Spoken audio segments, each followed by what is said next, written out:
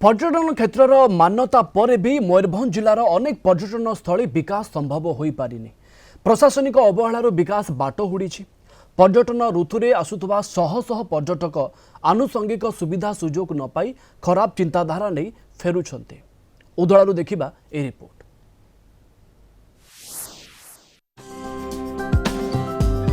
मयूरभंज जिला सिमिलीपाल पाददेशरे अवस्थित मां अंबिका पीठ देवकुंड कप्तिपदा ब्लॉक कोलीअलम पंचायतर समीवृक्ष पर्यटन स्थल।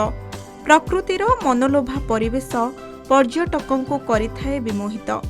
एही दुई पर्यटन स्थली को सरकार 2023 मसीहारे पर्यटन स्थलीर मान्यता देइछन्ते, किंतु प्रशासनिक अवहेलारू आखि दृश्या विकास होई पारि नाही। सरकारी तथ्य अनुसार एही दुई पर्यटन स्थलीर विकास पई कोटी कोटी टंका खर्च होइथिले मध्य विकास बाट हुड़िछि।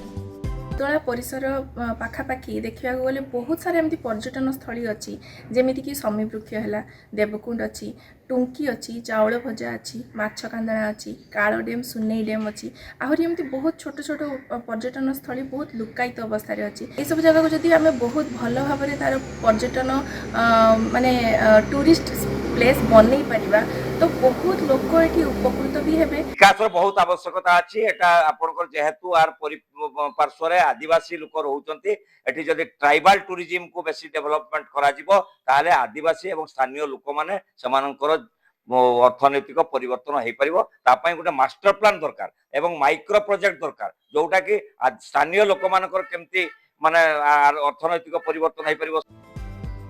केवल देवकुंड और समीवृक्ष पर्यटन स्थली नुहे, जिलार माछकांदना जलप्रपात, जयबंध, टुंकी जलप्रपातर विकास क्षेत्र में सरकारी उदासीनता जलजल होई दिसुछि। जिलार पर्यटन स्थलीगुड़िकर उन्नतीकरण होई पारिले स्थानीय अंचलर अर्थनैतिक विकास होई पारिबो बोली बुद्धिजीवी कहिसंते। तेणे उदला विधायक कहिसंते विभिन्न पर्यटन स्थलीर उन्नतीकरण पई तुरंत पदक्षेप ग्रहण करा जिवो। सरकारी मान्यता देइछने किंतु से अनुसार विकास सीमित हेनी। आपणकर माछकांदना, जयबंध एगुड़ा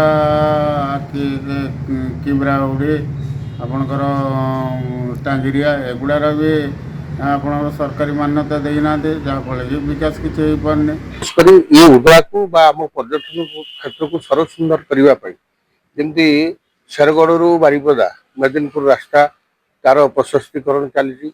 आउ बड़ कथा है गोटे प्रस्ताव देती सीधा सड़क बालेश्वर उदला सहित संयोगी हम सहित आम पर्यटन क्षेत्र देवकुंड समग्र आरंभ कर काल सुनेई आउ शिमिलीपाल या आधार कर समस्त जिले केमती उन्नति हम सरकार को नजर पाई। मयूरभंज जिला उदलारू मानस पाणी रिपोर्ट, कलिंग टीवी।